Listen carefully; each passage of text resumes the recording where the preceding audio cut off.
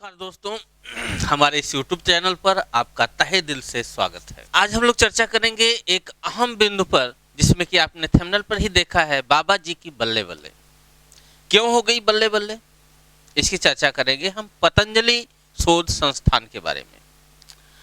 वैश्विक आत्महत्या रिपोर्ट की चर्चा करेंगे और साथ ही साथ हम चर्चा करेंगे सौर तापीय फॉरवर्ड ऑस्मोसिस की। ये सभी पॉइंट्स जो है आपके जीके के पर्पज से काफी महत्वपूर्ण होंगे। किसी भी परीक्षा में करंट अफेयर से संबंधित प्रश्नों को कवर करते हैं। तो चलिए सबसे पहले हम बात करते हैं बाबा जी की बल्ले बल्ले। बल्ले बल्ले शब्द वहीं यूज किया जाता है जहां पर खूब ढेर सारा संपत्ति, खूब ढेर सारी खुशी उपलब्ध हो जाए या कोई चीज उपलब्धि हम हासिल कर लें तो ऐसी चीजें आती हैं। वही स्थिति जो है कल के न्यूज़पेपर में आपको, आज के न्यूज़पेपर में आपको देखने को मिलेगी, जो कि घटना कल की है। क्या है, इसको समझने से पहले हम ये जान लेते हैं कि आखिरकार बाबा जी की संपत्ति क्या है।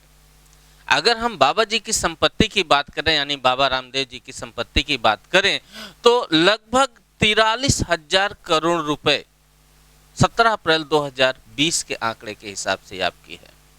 पतंजलि सीईओ आचार्य बालकृष्ण की संपत्ति की बात करें 2017 में तो 70,000 करोड़ रुपए है। वहीं पतंजलि आयुर्वेद की संपत्ति की बात की जाए 2019 में 4,345 करोड़ रुपए आकी गई। अगर हम दूसरी कंपनियों से तुलना करें तो डाबर की अगर संपत्ति की बात करें तो 9,354 करोड़ रुपए 2020 में है। हिंदुस्तान लीवर लिमिटेड की बात की जाए तो 2020 में इनकी संपत्ति 20,153 करोड़ है। वहीं पर आईटीसी लिमिटेड की बात करें तो 2020 में 20,153 नहीं 77,367 करोड़ रुपए आती है। अब बात आती है कि बाबा जी की बल्ले बल्ले क्यों हो गई। इतनी संपत्ति होते हुए अन्य कंपनियों की तुलना में इनकी व्यक्तिगत संपत्ति भी बहुत काफी दिखती है। पतंजलि शोध संस्थान को दान में दी गई राशि पर आपको कर में छूट मिलेगी। ध्यान से समझिएगा इस चीज को, आपको कर में छूट मिलेगी। मतलब जैसे आप सुकन्या समृद्धि योजना में पैसा जमा करते हैं, म्यूचुअल फंड में जमा करते हैं, एफडी में निवेश करते हैं, राहत कोष में निवेश करते हैं, तो आपको आयकर में छूट मिलती है। उसी तरीके से अब पतंजलि शोध संस्थान में अगर आप दान करते हैं तो आपको 5 साल के लिए कर कटौती में लाभ मिलेगा। यह हम नहीं, आयकर विभाग आपका कहता है। आज के जनसत्ता न्यूज़पेपर, आज दिनांक 14 जुलाई, जनसत्ता न्यूज़पेपर आप उठा के देख लीजिए, उसमें आपका इसका विवरण है कि आयकर विभाग ने पतंजलि रिसर्च फाउंडेशन ट्रस्ट को शोध संस्थान मानते हुए उसे दान के रूप में दी जाने वाली राशि पर 5 साल के लिए कर कटौती का लाभ देने की घोषणा की है। इतनी संपत्ति रहते हुए भी अब जो है कर कटौती में छूट पाने के लिए बहुत से लोग जो है दान करना शुरू कर देंगे। यह संपत्ति कहां जाएगी आप समझ सकते हैं। तो बात वही है, बाबा जी की बल्ले बल्ले। यहीं पर दूसरे बात करते हैं। अगर हम इनके कंपनी के उत्पादों की भी बात करें, ऐसा भी नहीं है कि समाज सेवा के लिए बहुत बड़े कार्य कर दिए गए हों। तो अगर हम आप पतंजलि सरसों के तेल की बात करिए तो 190 रुपया लीटर है। वहीं अडानी ग्रुप के तेल की बात करिए तो 182 रुपये है। यानी अडानी ग्रुप जो कि प्राइवेट सेक्टर आप मान लीजिए, जिसको कोई वो नहीं मिल रहा है, उसका 182 रुपये है। और जिसमें कर में छूट देने की बात की रही है, उस ग्रुप से संबंधित जो संस्थान आपका है, उसके सरसों के तेल की कीमत 190 रुपये है। यानी कुल मिलाकर के 8 ही रुपये तो अधिक हुआ, ज़्यादा कहाँ है। इस तरह से अन्य प्रोडक्ट भी मार्केट वैल्यू जो है अन्य दूसरे से कम नहीं रेट पर है। दूसरी बात करते हैं हम लोग वैश्विक आत्महत्या रिपोर्ट 2019 की। विश्व स्वास्थ्य संगठन द्वारा यानी WHO द्वारा इसको जारी किया गया।